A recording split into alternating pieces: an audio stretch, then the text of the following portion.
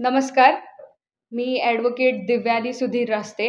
अकलूज नगर परिषदेतून नगराध्यक्ष या पदासाठी मी उमेदवार आहे. नगराध्यक्ष म्हणून बरेचसे मुद्दे आहेत माझ्या डोक्यामध्ये. माझं विजन तसं बरंचसं विस्तारित आहे. पण त्यातले काही महत्त्वाचे मुद्दे मी इथे मेन्शन करू इच्छिते. त्यातला पहिला प्रश्न म्हणजे पाण्याचा. मी अकलूजमध्ये या ठिकाणी 2 ते 3 दिवसाआड आत्ताच्या घडीला पाणी येतं. तर त्या ठिकाणी अकलूजमध्ये 2 वेळा दिवसातून पाणी यावं आणि ते उच्च दाबाने यावं यासाठी मी प्रयत्नशील राहील. तसेच अकलूजमधील ड्रेनेजचा जो काही सिस्टमचा पार्ट आहे, त्या ठिकाणी गटारी असतील आणि जे काही सांडपाण्याच्या व्यवस्थेचा प्रश्न असेल, तो मार्गी लावण्याचा मी प्रयत्न करेन. गटारींची स्वच्छता ही माझी प्रायोरिटी राहील, कारण स्वच्छता राहिली तर रोगराई पसरणार नाही आणि मुलं आजारी पडणार नाहीत.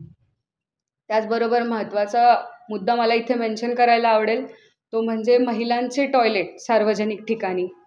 जे काही महिलांसाठी सुलभ शौचालय सार्वजनिक ठिकाणी बांधण्याची गरज आज मला वाटते, ते मी नगराध्यक्ष या पदासाठी निवडून आले तर मी ते नक्की करेन अकलूजमध्ये. त्याचबरोबर अकलूजच्या भाजी मंडईचं विस्तारीकरण करण्याचं पण विजन आहे.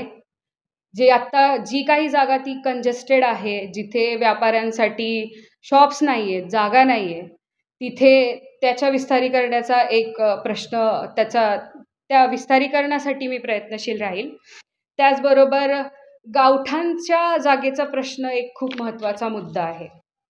गावठाण 17 वर्षापूर्वी लोकांना जागा त्या ठिकाणी मंजूर झाल्या, त्याचा 7/12चा उतारा पण निघाला, पण आजपर्यंत लोक तिथे पुनर्वसन झालेलं नाही आहे त्यांचं आणि त्यांना ती जागा मिळालेली नाही आहे.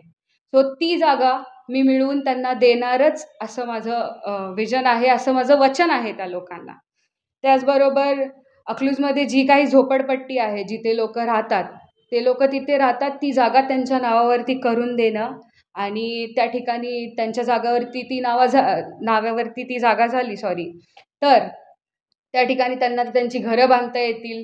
त्याचबरोबर त्यांना तिथे लोन मिळेल बँकेचं, त्यांचे घरकुल होतील आणि त्यांचं पुनर्वसन जे काही मी बोललं गावठाणचं ते पण होईल.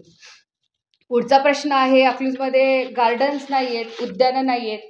त्यासाठी मी नाना नानी पार्क बनवेल आणि अकलूजमध्ये उद्यानं पण बनवेल आणि आपल्याकडे जे काही पोटेन्शियल पुढचे जे आपले ऑफिसर्स आहेत, जे स्टुडंट्स आहेत, MPSC करणारे, UPSC करणारे, त्यांच्यासाठी मी मोफत प्रशिक्षण तसेच लायब्ररी उभारण्याचाही प्रयत्न करेन. तरुणांसाठी आपलं काय विजन आहे? तरुणांसाठी आत्ता जसं बोललं, लायब्ररी आहे.